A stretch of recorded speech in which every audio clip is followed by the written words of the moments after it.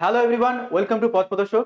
আজকে আমি নিয়ে চলে এসেছি ক্লাস 10 এর মাধ্যমিকের সাজেশন। ঠিক আছে, এই সাজেশনটা যেমন তোমাদের টেস্টে কাজে লাগবে, তেমনই এই সাজেশনটা যদি ভালো করে পড়ো, ঠিক আছে, তাহলে তোমাদের কিন্তু মাধ্যমিকেও এই সাজেশনেই হয়ে যাবে। ঠিক আছে, আর এটা 100% গ্যারান্টি। কোশ্চেনের মাত্রা একটু বেশি আছে যাতে তোমাদের টেস্টেও কাজে চলে যায় এবং মাধ্যমিকও হয়ে যায়। ঠিক আছে, এই জন্য কোশ্চেনের মাত্রা একটু বেশি আছে, কিন্তু এটা পড়লে কিন্তু তোমাদের 100% মিলে যাবে, আর কোনো সাজেশন দেওয়ার কিন্তু দরকার পড়বে না।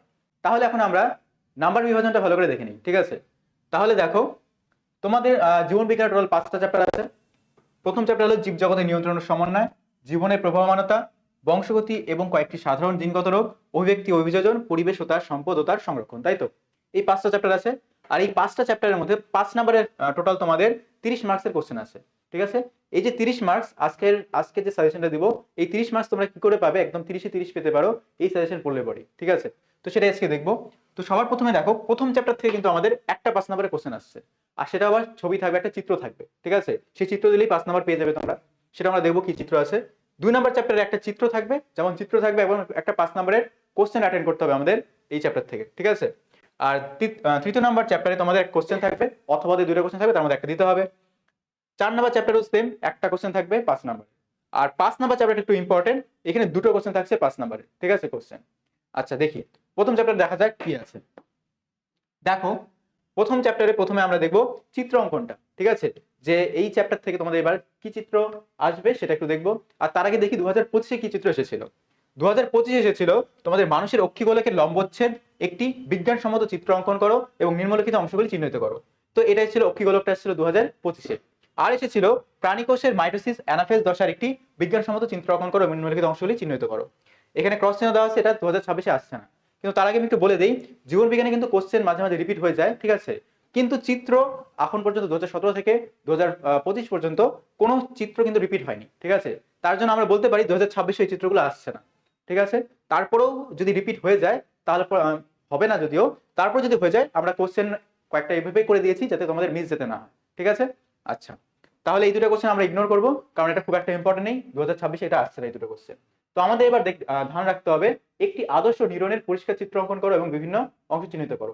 এটা খুবই ইম্পর্টেন্ট কোশ্চেন। ঠিক আছে, তোমাদের 2017 থেকে 2026 অব্দি, 2025 অব্দি সরি, এই নিউরন অথবা অক্ষিগোলক, এই দুটো কোশ্চেন এবং আরো কিছু কোশ্চেন হয়, এই 4টা কোশ্চেনের মধ্যে কিন্তু বারবার রিপিট হয়। ঠিক আছে, এই দুটো কোশ্চেন মোস্ট ইম্পর্টেন্ট, বারবার রিপিট হয় এই দুটো কোশ্চেন। ঠিক আছে, মনে করো 2017-তে নিউরন আসলো, তো 2018-তে তোমার আসে হলে গিয়ে অক্ষিগোলক, আবার 2019-এ এসে পড়বে আবার নিউরন। ঠিক আছে, এভাবে করতে করতে বারবার রিপিট হয়েছে এসেছে। তো নিউরনটার জন্য খুব ইম্পর্টেন্ট হয়ে যায়, তো শিখতে হবে। ঠিক আছে, আর টেস্টের জন্য বলে রাখি, টেস্টে যেহেতু তোমাদের স্যাররা তোমাদের কোশ্চেন পেপারটা বানাবে, তখন কিন্তু তোমাদের স্যাররা অক্ষিগোলকও দিতে পারে। ঠিক আছে, কিংবা তোমার দিয়ে দিতে পারে এই চ্যাপ্টার থেকে, কিন্তু মোস্ট অফ দ্য চান্স আছে যে দিবে না, বেশিরভাগ দেয়ই না। ঠিক আছে, আচ্ছা, কিন্তু 2000 মাধ্যমিকে কিন্তু ওই কোশ্চেন অক্ষিগোলক আর আসছে না। ঠিক আছে, খুবই লিস্ট ইম্পর্টেন্ট এটা। আচ্ছা, এই চ্যাপ্টার থেকে আরেকটা কোশ্চেন ইম্পর্টেন্ট হয় চিত্র, সেটা হলো কি তোমার একটি সরল প্রতিবর্ত চাপের চিত্র অঙ্কন করে বিভিন্ন অংশগুলি চিহ্নিত করো। ঠিক আছে, তো এই কোশ্চেনটাও ইম্পর্টেন্ট আছে, এবার আমাদের পড়ে যেতে হবে। ঠিক আছে, আচ্ছা, এখন দেখি আমরা এই দুটা কোশ্চেন পড়লে কিন্তু ফার্স্ট চ্যাপ্টার থেকে আমাদের একটা কমন পড়েই যাবে। ঠিক আছে, টেস্টে বলো আর মাধ্যমিকে বলো। এখন 2 নম্বর যে চ্যাপ্টার আছে সেখানে চিত্র হলো গিয়ে তোমার একটি উদ্ভিদ কোষ বা প্রাণী কোষের মাইটোসিস কোষ বিভাজনের মেটাফেজ দশার পরিচ্ছন্ন চিত্র অঙ্কন করো এবং নিম্নলিখিত অংশগুলি চিহ্নিত করো। তো প্রাণী কোষ বা উদ্ভিদ কোষের কি মাইটোসিস কোষ বিভাজনের মেটাফেজ দশা চিহ্নিত করতে হবে, এটাই ব্যাপার ইম্পর্টেন্ট। আর আগের বার এসেছিল তোমাদের হলে গিয়ে অ্যানাফেজ দশা। ঠিক আছে, এর আগের বার এসেছিল, দেখে নেই, এই দেখো 2025 এসেছিল অ্যানাফেজ দশার একটি বিজ্ঞানসম্মত চিত্র অঙ্কন করো। তো অ্যানাফেজ এবার আসবে না, এবার মেটাফেজটা ইম্পর্টেন্ট আছে। ঠিক আছে, এই দুটো সেম বলতে পারো, বারবার কিন্তু রিপিট হয় কোশ্চেনগুলো, তো এবার এটা খুবই ইম্পর্টেন্ট। আরেকটা হলো এই চ্যাপ্টার থেকে, সেটা হলো কি একটি ইউক্যারিওটিক ও একটি আদর্শ ক্রোমোজোমের ভৌত গঠন চিত্র অঙ্কন করো এবং নির্দেশিত অংশ চিহ্নিত করো। এই দুটো যদি ভালো করে শেখো, তাহলে এই চ্যাপ্টার থেকে চিত্র অঙ্কন তোমাদের চিন্তা করতে হবে না, চলে আসবে এখানের মধ্যে। ঠিক আছে, আর এই 4টা শিখলে কিন্তু তোমাদের চিত্র অঙ্কনের যে 5 নাম্বার থাকে, সেই 5 নাম্বার একদম তোমার হাতের মুঠে চলে আসবে। ঠিক আছে, শুধুমাত্র তোমার এই 4টা কোশ্চেন ভালো করে শিখবে, চিত্রগুলো তোমাদের চিন্তা করতে হবে না, পরীক্ষার খাতায় চিত্রের দিকে একদম নিশ্চিন্ত হয়ে চলে যাবে। ঠিক আছে, আচ্ছা, তাহলে এখন একটু কোশ্চেনের দিকে যাওয়া যাক। ঠিক আছে, আচ্ছা দেখো, 5 মার্কসের যে কোশ্চেন আছে, প্রথম চ্যাপ্টার তোমরা দেখে নিলাম, চিত্র অঙ্কন করে 5 নাম্বার হয়ে যাবে আমাদের। সেকেন্ড চ্যাপ্টারে হলো কি আমাদের জীবনের প্রভাবমানতা, বা সেকেন্ড 5 নম্বরের জন্য আমাদের কিন্তু একটা কোশ্চেনও পড়তে হবে, যেটা 5 মার্কস অ্যাটেন্ড করার জন্য। আর এখানে আমাদের 2025-এ কি এসেছিল একটু দেখে নাও, জিন, ডিএনএ ও ক্রোমোজোমের অন্তঃসম্পর্ক প্রতিষ্ঠা করো ও অঙ্গজ বংশ বিস্তারের সুবিধা কি কি। এই কোশ্চেন, অথবা তোমরা দিতে পারতে মাইক্রো প্রপাগেশন কিভাবে সম্পন্ন করা হয়, প্রাণী কোষের মাইটোসিস বিভাজনের টেলোফেজ দশায় কি কি ঘটনা ঘটে। তো এই দুটোর মধ্যে যখন একটা দিলে কিন্তু হয়ে যেত। 2025 এটা ছিল। 2026 জন্য ইম্পর্টেন্ট কোশ্চেন গুলো হলো এই 5টা কোশ্চেন। পরের পেজে 5টা আছে, একটু বেশি কোশ্চেন আছে, আমি আগে বলেছি। কারণ কি বলতো, যাতে আমাদের একদম 100% যাতে আমাদের কমন পড়ে, তার জন্য কিন্তু এই কোশ্চেনগুলো একটু করে বেশি করে দেওয়া, ঠিক আছে। আচ্ছা, তাহলে তো তোমাদের এইবারও দুটো কোশ্চেন আসবে, অথবা দিয়ে একটা কোশ্চেন দিতে হবে। তো প্রথমে দেখো 5টা কোশ্চেন কি কি আছে। সেন্ট্রোমিয়ারের অবস্থান অনুযায়ী ক্রোমোজোমের প্রকারভেদগুলি উল্লেখ করো। একটি ইউক্যারিওটিক ক্রোমোজোমের সেন্ট্রোমিয়ারের গুরুত্ব লেখো, ঠিক আছে। তো এটা খুব ইম্পর্টেন্ট কোশ্চেন, শিখবে। মাইটোসিস কোষ বিভাজনের তাৎপর্য লেখো। স্কট ও সিয়ান কি। মেটাফেজ দশায় বৈশিষ্ট্য লেখো।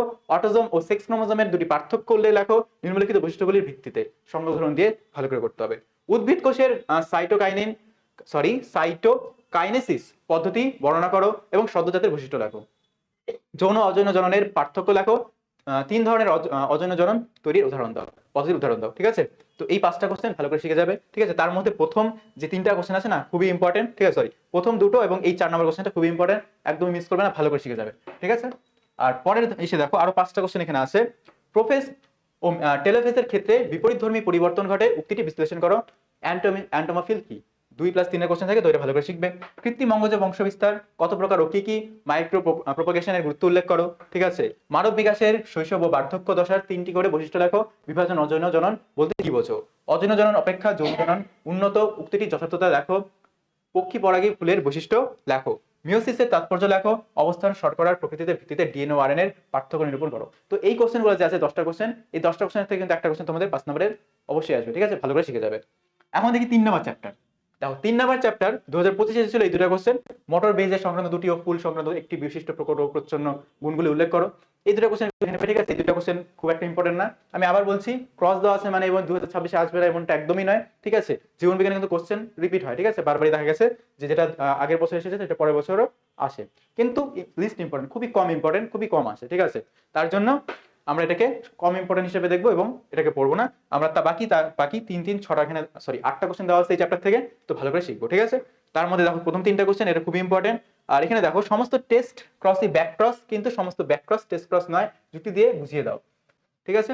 সংকর বৈশিষ্ট্য প্রকাশ, জিনগত বৈশিষ্ট্য প্রকাশ ও প্রয়োজনীয় জিনের সংখ্যার উপর ভিত্তি করে প্রকট বৈশিষ্ট্য ও প্রচ্ছন্ন বৈশিষ্ট্যের পার্থক্য নিরূপণ করো, ঠিক আছে। এই কোশ্চেনটা শিখবে। ম্যান্ডেলের এক সংকর জননের পরীক্ষাটি চেকার বোর্ডের সাহায্যে বর্ণনা করো। এটা খুবই ইম্পর্টেন্ট কোশ্চেন, একদম মিস করবে না, ভালো করে শিখে যাবে।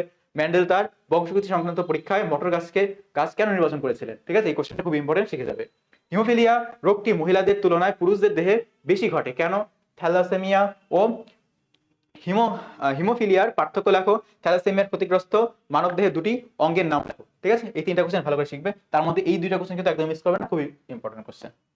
আচ্ছা, পরে দেখো হিমোফিলিয়ার কারণ উল্লেখ করো এবং পুরুষদের কেন হেটেরোগ্যামেটিক লিঙ্গ বলে। এই কোশ্চেনটা শিখবে, ঠিক আছে। এখানে আরো তোমার কোশ্চেন দেওয়া আছে, ঠিক আছে, 4টার মতো, ভালো করে শিখবে। এটা হলো 3 নম্বরের কোশ্চেন, ঠিক আছে। দেখো 4 নম্বর হলো অভিব্যক্তি বিভাজন। এখানেও সেম 5 নম্বরের কোশ্চেন আসবে, অথবা দিয়ে থাকবে দুটো কোশ্চেন, তার মধ্যে একটা দিতে হবে আমাদেরকে, ঠিক আছে। যেমন 2025 ছিল এই দুটা। ডারউইনের প্রাকৃতিক নির্বাচনের মাধ্যমে নতুন প্রজন্ম উৎপত্তি তত্ত্বে উল্লেখিত পর্যবেক্ষণ থেকে প্রাপ্ত 3টি সিদ্ধান্ত সরণির সাহায্যে লেখো। শিম্পাঞ্জির খাদ্য সংগ্রহ সংক্রান্ত সমস্যা সমাধান দক্ষতা ব্যাখ্যা করো, অথবা অভিব্যক্তির মুখ্য ঘটনাবলী একটি সারণীর সাহায্যে দেখাও। তো এই দুটো কোশ্চেন লিস্ট ইম্পর্টেন্ট, খুব একটা দরকার নেই। 2026-এ খুব কম ইম্পর্টেন্ট এর যে আসবে, ঠিক আছে। তো আমাদের শিখতে হবে এই কোশ্চেনগুলো, ঠিক আছে। অজৈব পদার্থ থেকে জৈব পদার্থের সৃষ্টি হয়, পরীক্ষার সাহায্যে মিলার ও উড কিভাবে প্রমাণ করে, অথবা এই কোশ্চেনের সাথে এই 3টা কোশ্চেনের হয়ে যায়, ঠিক আছে, একটা কোশ্চেনের সঙ্গে। তো এই কোশ্চেনটা খুবই ইম্পর্টেন্ট কোশ্চেন, ভালো করে শিখে যাবে, ঠিক আছে।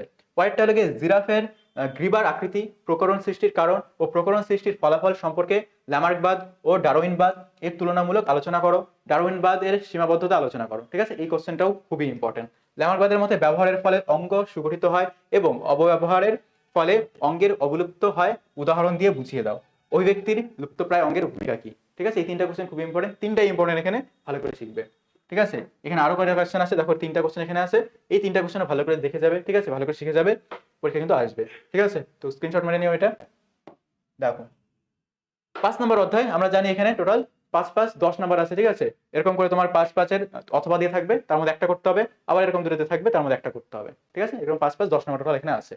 তো এগুলো আমার বলে দিই, এটা লিস্ট ইম্পর্টেন্ট, ঠিক আছে। একটু এটাকে ইগনোর করে যাবো আমরা। এবং আমরা এই কোশ্চেনগুলো পড়বো। দেখো টোটাল 12টা কোশ্চেন এখানে দিয়েছি, কারণ এখানে তোমার দুটো কোশ্চেন 10 নম্বরের আছে, তো একটু ভালো করে শিখতে হবে।